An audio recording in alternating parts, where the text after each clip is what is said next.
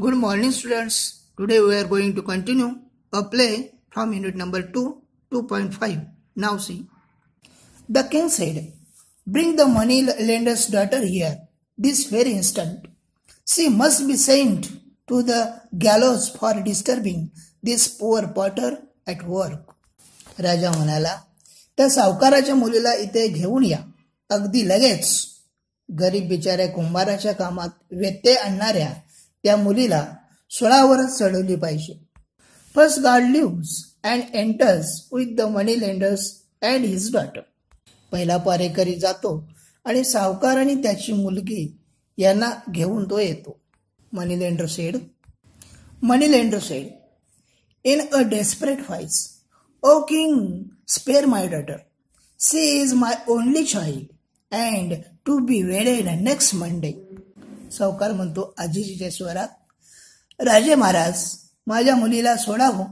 ती माझं एकुलते एक मूल आहे आणि पुढच्या सोमवारी तिचे लग्न आहे." Daughter sed, "Oh, do not fret further. The king will not hang me." To the king, "Your most esteemed highness, I rarely step outside the threshold of my home, but as my father said, I am to be married next week and my jewelry is not ready.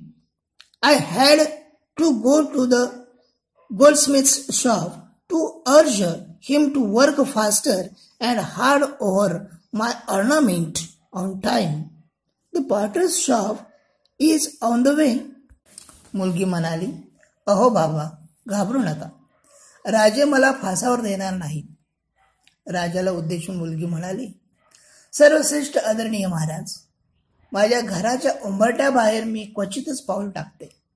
पण माझे वडील म्हणाले त्याप्रमाणे पुढच्याच आठवड्यात माझं लग्न आहे आणि माझे दागिने तयार नाहीत.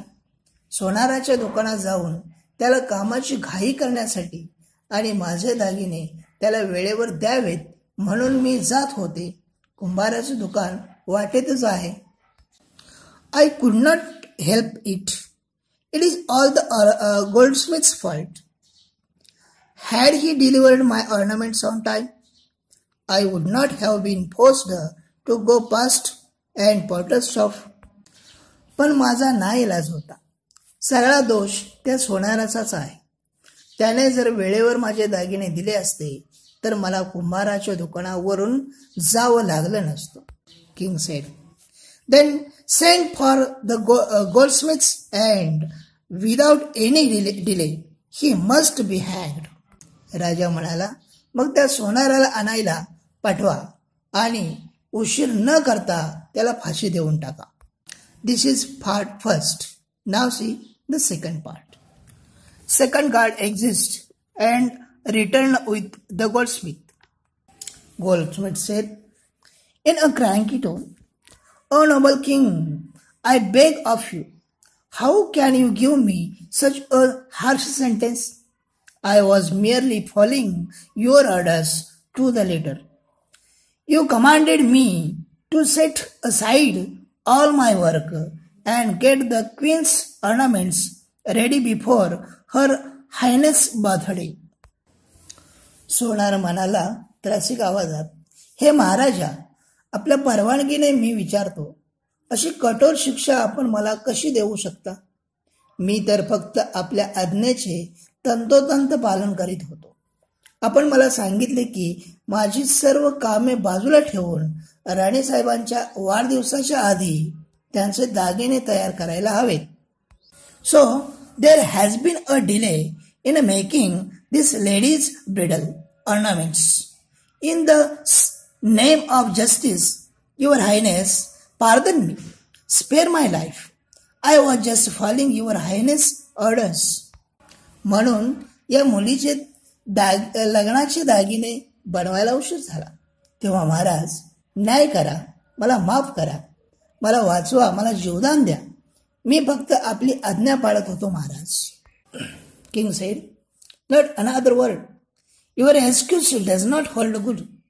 To the guards, "Take the goldsmith away to the gallows and hang him at once." राजा म्हणाला, एकही शब्द बोल नकोस. तू सांगतोस ती तुझी स्वभाव बरोबर नाही. राजाने पारेकराला उद्देशून म्हणाला, या सोनाराला सुळाकडे घेऊन जा आणि ताबडतोब फाशी द्या. Goldsmith said, have mercy, o generous king. I fall at thy feet. Please forgive me. Just once, this time. Let me live. I have. सोनार म्हणाला, दया करा, अहो उदार महाराजा, मी आपल्या पाया पडतो. मला माफ करा. एकदाच, याच वेळी मला जगू द्या. मला जगू द्या. King said loudly, none of this anyone. Take him away at once. Let him hang to death. राजा मोठ्याने म्हणाला, आता हे काही चालणार नाही. याला लगोलग घेऊन जा. मरेपर्यंत फाशी द्या. Two guards dragged the wailing goldsmith away. Courtiers and other whispers to one another out of shock. Soon the guards returned with the goldsmith and the hangman.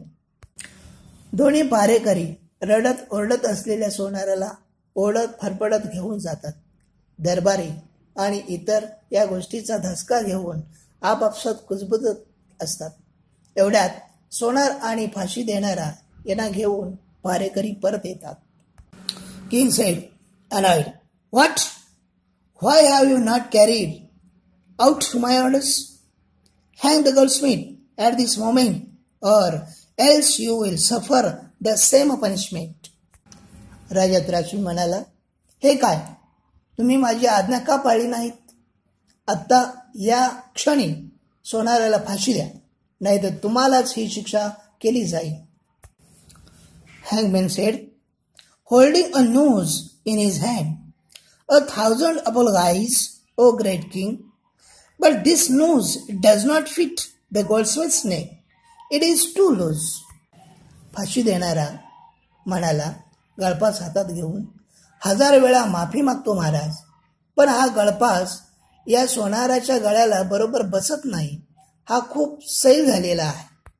Then king said, then try it around anyone's neck here, pointing to the subjects, and see who it fits.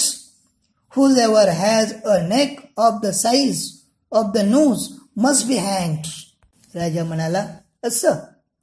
मग इतर लोकांच्याकडे बोट दाखवून येथे असलेल्या प्रत्येकाच्या मानेला लावून बघा कोणाला बरोबर वस्तू ते. ज्याची मान या गळफासाच्या मापाची असेल त्याला फाशी द्या. Hangman tries the nose on many of the subjects waiting for justice. They spurn and resist, but the hangman, with the help of the guards, overpowers them. Finally, the nose fit the disciple.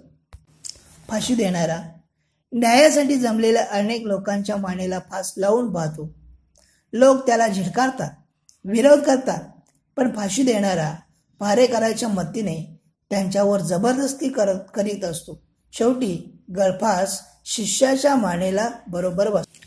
Hangman said, hey, your highness, it fits at last. फाशी देणारा म्हणाला, हा महाराज, याला बसतोय शेवटी. Disciple said, but शिष्य म्हणाला, पण King said, hey, just at last, take him to the gallows without further delay. राजा म्हणाला, हा, शेवटी न्याय झाला. आता उशीर न करता याला सुळावर चढवा. Hangman and guards forced the protesting disciple out. फाशी देणारा आणि पारेकरी विरोध करीत असलेल्या शिष्याला बळजबरीने घेऊन जातात. King said, justice delayed is justice denied.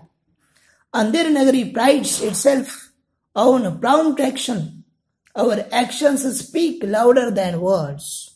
राजा म्हणाला, न्यायाला उशीर म्हणजे न्याय नाकारणं. झटपट कृती करण्याच्या अंधेर नगरीला अभिमान वाटतो.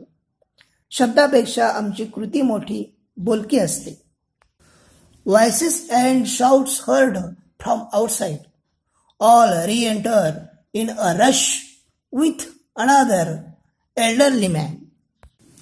बाहेरून आवाज आणि ओरडा ऐकू येतो. दुसऱ्या एका वयस्कर माणसाला घेऊन सर्वजण घाईने परत येतात. King said, "What? Why have you all returned with this stranger alive? And who is this man?" राजा म्हणाला, हे काय, या दुसऱ्या अनोळखी जिवंत माणसाला घेऊन तुम्ही सगळे परत का आलात? कोण आहे हा इसम? First guard said, "I beg your pardon, your highness, but we are confused indeed. This old man rushed towards us as we were about to hang the young stranger and begged and pleaded that he should be hanged instead." पहिला पायरेकरी म्हणतो, क्षमा असावी महाराज, पण आम्ही खरोखर गोंधळून गेलो आहोत. आम्ही त्या अनोळखी तरुणाला सुळावर चढवू लागणार तेवढ्यात हा म्हातारा आमच्याकडे धावत आला आणि विनवू लागला आणि त्या तरुणाऐवजी यालाच आम्ही फाशी द्यावं म्हणून गयावया करू लागला. Second guard sed, "At first we thought the old man had lost his mental balance. What sane man would wish to suffer such a drastic death willingly?" दुसरा पारेकरी म्हणाला, प्रथम आम्हाला वाटले की या म्हाताऱ्याचे मानसिक संतुलन ढळलेले दिसते. कोणता शहाणा माणूस अशा तऱ्हेचे भयंकर मरण सोसायची इच्छा स्वखुशीने करेल? First guard sed, "But this young man says that he is a wise and learned sage from the forest yonder, and he himself was the man's disciple." पहिला पारेकरी म्हणाला, पण हा तरुण इसम सांगतो की हे पलीकडच्या अरण्यातील मोठे सुज्ञ आणि विद्वान साधू आहेत आणि तो स्वतः त्यांचा शिष्य आहे. Says sed, "O noble king, you are most generous. Be kind and allow me to be hanged in place of my disciple. I beg you." साधू म्हणाला, आदरणीय राजा, तू अतिशय दयाळू आहेस. कृपा कर आणि माझ्या शिष्याच्या ऐवजी मला फासावर जाण्याची अनुज्ञा परवानगी दे. मी भीक मागतो तुमच्याकडे. King sed, "What a strange appeal! And why does such a wise and holy man wish to obstruct the course of justice? May I ask?" राजा म्हणाला, ही कसली विचित्र विनंती. आणि मी विचारतो, या शहाण्या साधू पुरुषाला न्यायदानाच्या कामात असा अडथळा आणण्याची इच्छा का आहे? Sage said, showing reluctance to let out his secret. Your Majesty, the truth is, no, I can't say it. साधू महाराज म्हणाला, आपले गुपित सांगण्याची इच्छा नाही असे दाखवत. महाराज खरं असं आहे, नाही, मी सांगू शकत नाही. King sed, I demand an explanation or I shall not have you hanged in place of your disciple. राजा म्हणाला, मला खुलासा झालाच पाहिजे, नाहीतर मी तुझ्या शिष्याऐवजी तुला फाशी देणार नाही. Sage said, you see, it has been predicted by the great prophets. No, I shouldn't say this. साधू म्हणाला, म्हणजे आपण पहा की एका मोठ्या भविष्यकाराने सांगितले आहे की, पण नको, मी हे सांगू नये. King sed, right, speak out at once or your disciple will be hanged. राजा चिडून म्हणाला, पटकन सांगून टाक, नाहीतर तुझ्या शिष्याला फाशी दिलं जाईल. Sage said, the great prophets have foretold that the one who will be hanged on this day in this kingdom shall become the next king and conquer many more nations. साधू म्हणाला, त्या भविष्यकाराने भविष्य वर्तवले आहे की आजच्या दिवशी या राज्यात जो कोणी फाशी दिला जाईल तो नंतरचा राजा होईल आणि आणखी बरीच राज्य जिंकेल. I want to become the next great king, Your Majesty, and regent over a greater country. I will go down in history as a famous royal monarch. The future generations will read about me and my greatness for millions to come. मला तो यापुढचा मोठा राजा व्हायचा आहे महाराज, आणि आणखी मोठ्या देशावर राज्य करायचे आहे. एक महान बादशाह म्हणून इतिहासात मी प्रसिद्ध होईन, माझे नाव नोंदवले जाईल. पुढच्या पिढ्या माझ्याविषयी आणि माझ्या थोरपणाविषयी वर्षानुवर्षे वाचत राहतील.